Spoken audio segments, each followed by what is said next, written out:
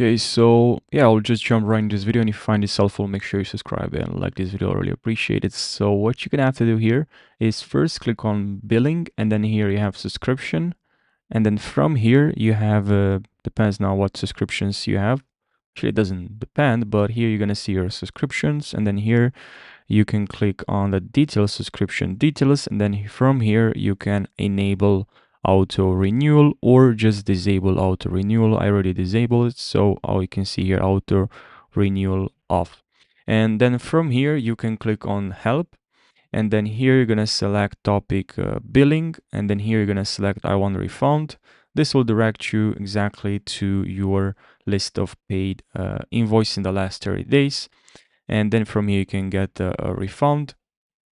So yeah, I hope you found this video helpful. If you have more questions about Hostinger, let me know in the comment section. Thanks for watching, and take care.